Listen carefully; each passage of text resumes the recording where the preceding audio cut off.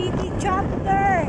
Dahil ngayong araw na ito ay pinagpala para sa amin. At syempre, para sa inyong lahat.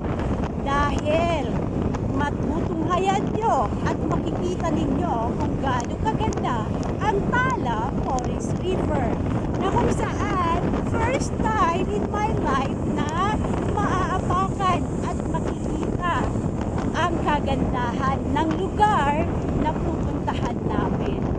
So, ayan po, pasensya na po kayo at hindi ko po na-video yung nadaanan namin kanina na tulay. Alright, so ayan po, maganda ang daanan dahil nga po probinsiyang probensya na po ito.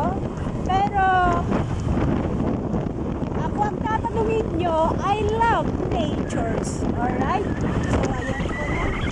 So ito po yung kasama ko si Sister Chen. Kaya pagluluobin ng Aba at bibigyan niya ako ng tour ko, magpapaturo ako sa kanya. Kaya na, I gave it to our grateful and powerful Aba and Isa. Para may service ko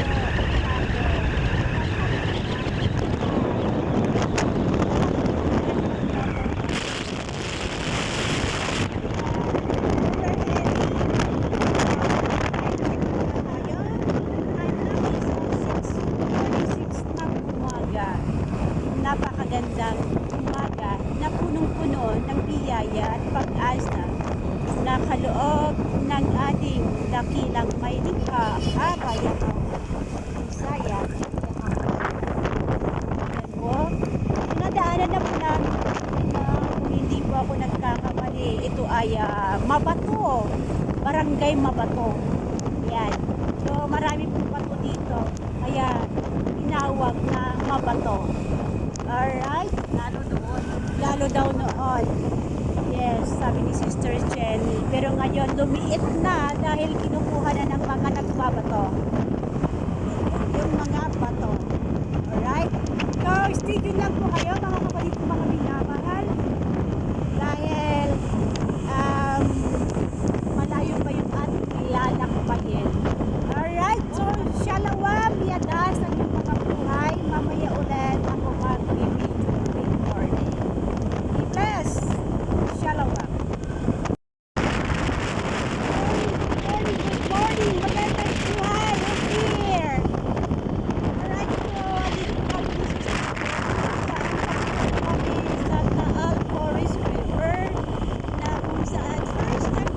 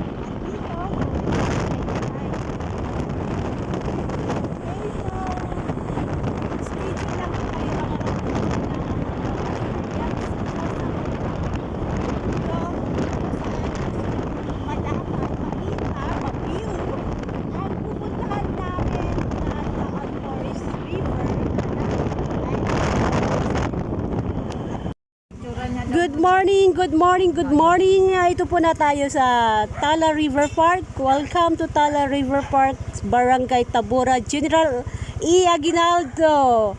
Ayan, Bailin, Cavite. Alright, so yan po. No, andito na po kami sa awa ng Aba. At sa guide ng ating King Misaya ay nakarating po kami ng matagumpay dito po sa Tala River. So, okay, pasok na po tayo. Let's go. Samahan niyo po kami. Hirapan kaya ako kung angkas ka. Ha? Tingnan mo dito. Kaya ba? Or magdaano na lang ako, sis? Dandahan lang. Maglakad na lang ako? Dandahan lang tayo. So, ayan po. Bali, magpa-park po kami ni sis Jenny Oo, doon. maglakad ka Mag-ano na lang ako, baba na lang ako. Ano tayo pag umaliit lang. Ayan. Oh, yung parking. Aray ko. Later on na tayo magbayad or ngayon na? Doon na. Okay. Dito ka sa danan tapos Sige. Wait kita dito. So, wait. Alright. So, ito po, pababa na po ako ng staircase, hagdanan. Yan. So, habang si Sister Jenny naman ay pinapark niya yung kanyang motorbike doon sa parking space.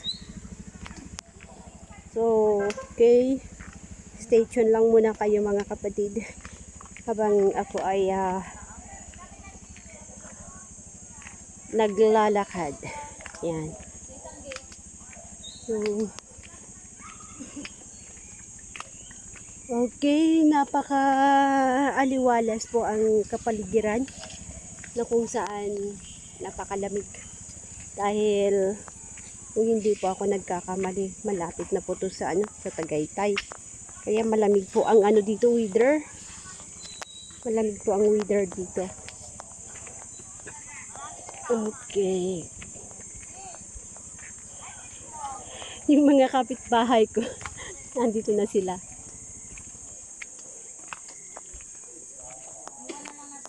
Yeah. Sis, bayaran na kita ng entrance fee, ha? Hi! Una pa kami sa inyo. Oo, kasi po, naghanap pa kami ng maluludan kasi. Load? Oo.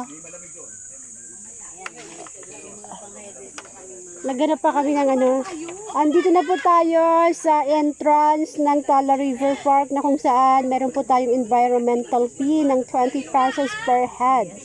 Ayan. Kung gusto niyo pong mag-rent ng payong, big 250, small 170 pesos. So, ayan po, no? So, for the meantime, i-off ko muna yung ating stop ko muna yung aking vlog para later on pagpapatuloy ko ulit pagbaba ko doon sa hagdanan kung saan matutunghayan nyo ang river. Alright, salamat po. Shalom. Hello, good morning! Magandang buhay sa inyong lahat, mga kapatid kong mga Altarians. Saman kayo ako ng mundo naroon. Andito na po kami ni Sister Jenny sa Tala River Park. So, yan po yung kabuuan ng Tala River Park. Okay? So, sa umagang ito, time check, 7 AM and 5 minutes. Kaya, kunti pa lang yung tao dahil maaga pa. So, ayan po, no? Saan kaya kami pwesto ni Sister, Sister Jen. Okay. So, yung yung tubig nanggagaling yan sa bundok. Iba. Ganda.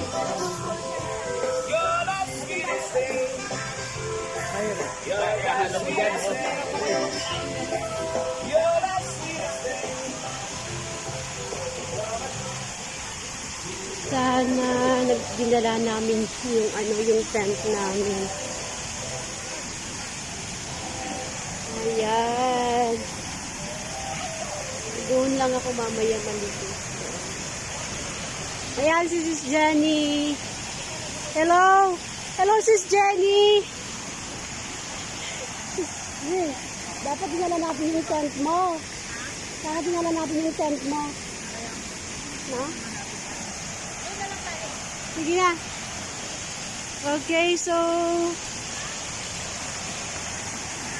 diretso muna kami doon.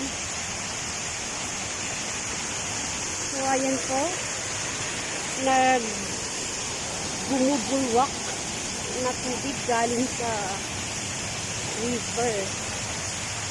Yan. Kaya mas maganda doon kami.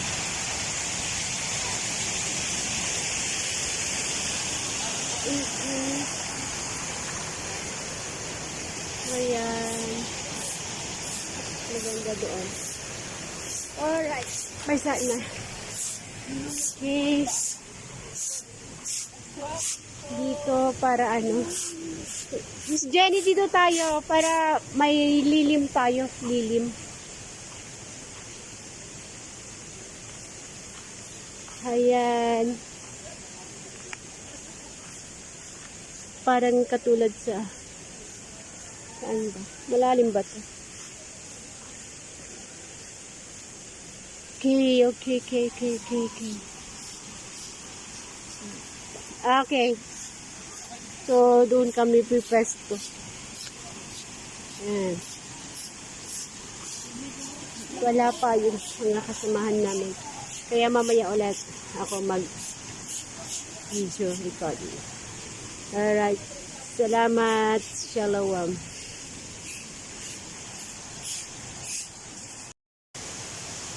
Hello. Ayan. Magandang buhay sa mapagpalang umagang ito na kay Brenda. Ala, River na kung saan nakikita running water na bumababa from the pool. Yan. So, first time ko po na pumunta dito sa Tala River Park na kung saan mga kasama ko po dito ay mga kasamahan natin sa OSP Habibi Chapter. So, first time po akong dinala dito ng ating mga kapatiran dahil alam naman po ng lahat na service na po ako sa bayan Pinagpala. Here ang bayan. So, ang likod dati rin ng OSP Habibi Chapter. Ayan, so nauna po kami ni Sister Jenny sa dito dahil nga po may sarili siyang motorbike. So kung saan napakaganda po yung tiyakin namin dahil napakaluwag ng kalsada at hindi masyadong masasakyan. Walang maraming sasakyan dahil sabag ngayon dahil alam naman po natin sabag. Walang pasok po na yung ibang nagsasabaho sa government. Yan. So, kaya madami kami nakarating dito. Also, hinihintay pa namin yung mga kasamahan namin sa mga ka-chapter namin sa Cavite, sa Ganait. Yan. Sila Brother Gerson, Brother Jerry, Brother Jerry, Benny, Sister Vanessa, Brother Ricky, kanyang Sister Watt, and kanyang minsan, at kasama ko ni Sister Jenny nandun. Kami dalawa pala dito. At nakakagulat kasi yung kapitbahay ko sa subdivision, nandito rin sila. Pero wala pa sila sa loob ng subdivision. So, ito po, sa ngayon, maganda yung panahon, hindi masyadong mainit pa. Time check po tayo, 7:45 po umaga. Yan.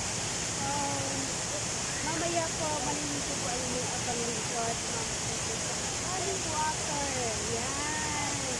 So, hopefully, very lang. So, shout out sa lahat ng mga kapatiran natin all over the world kung saan mayroong Australian Heritage Conservatory. Yan. Lalo na sa ating bunsong tahanan noon sa Malaysia Chapter. May dalang shout out po sa inyo lahat yan. At siyempre, sa lahat ng chapter at ang aking mga kapatiran doon sa SMU. Alright, so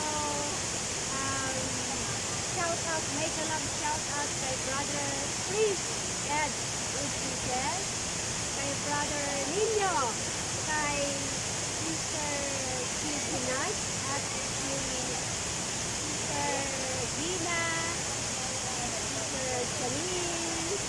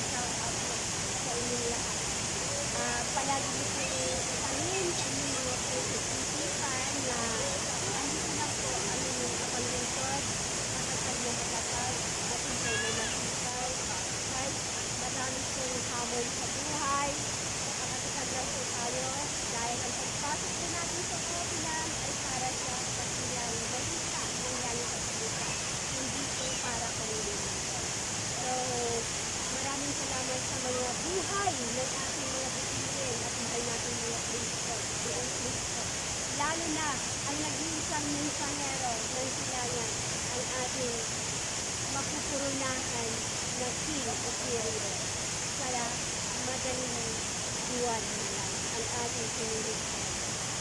Ang lahat ng patnubay, gabay ay mapasa ating lahat. Basta forward march lang tayo sa isang kawan, sa isang kautunan, sa isang kapilang alakaya, sa isang shepherd, sa isang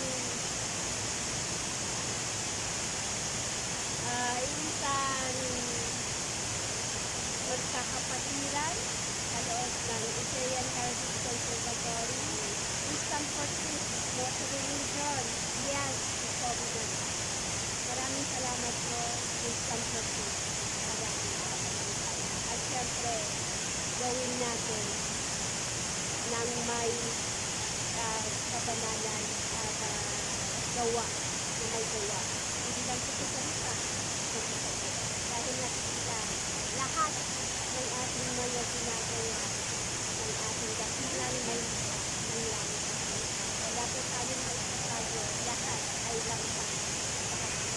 Kaya, stand firm, stand for truth, be honest, and submit sa mga nakakataas sa atin.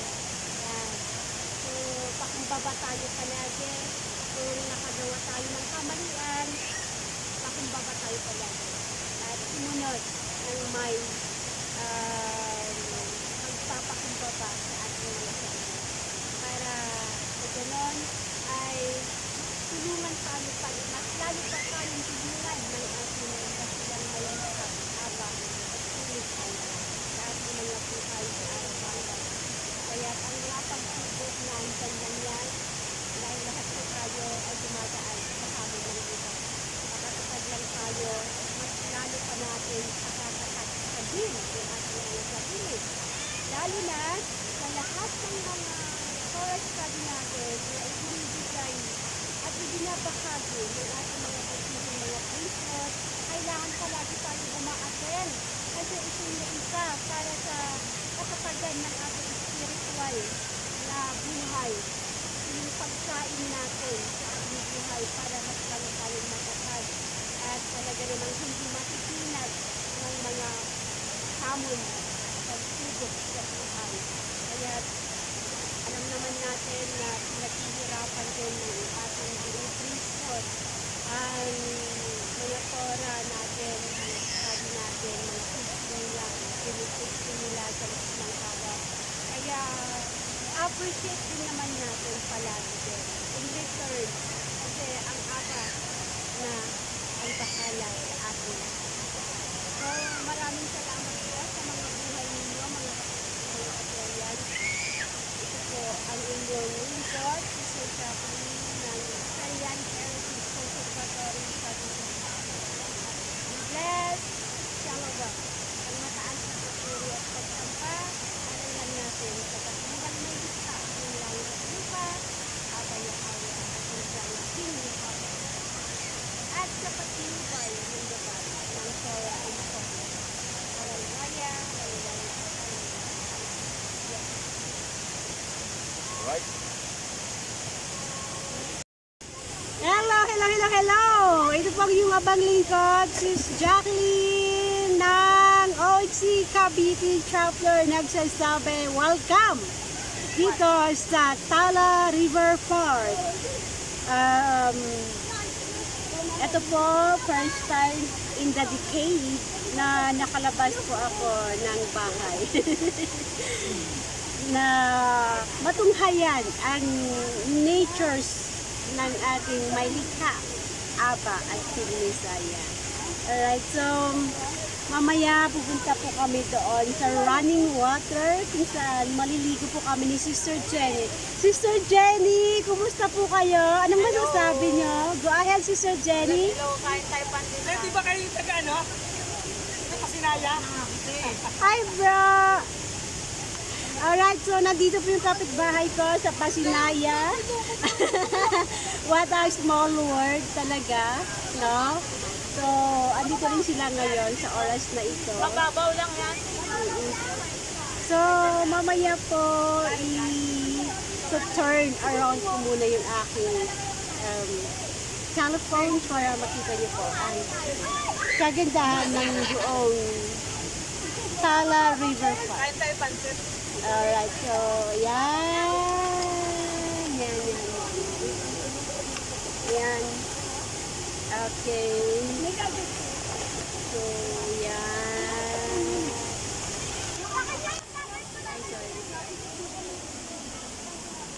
Okay.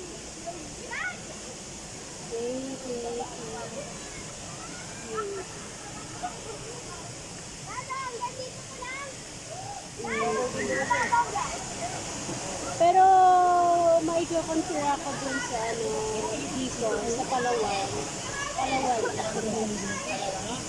I've been there already. Sa Palawan. Talagang napakaraming running water at saka ang ganda talaga. Blue pa yung water nila. From the forest talaga. Yung hagdanan nila. I think if I'm not wrong, 60 steps. Bakit bunti Going down is okay, but going up, wow. sakit sa Yes, of course naman. Pero carry ko yan.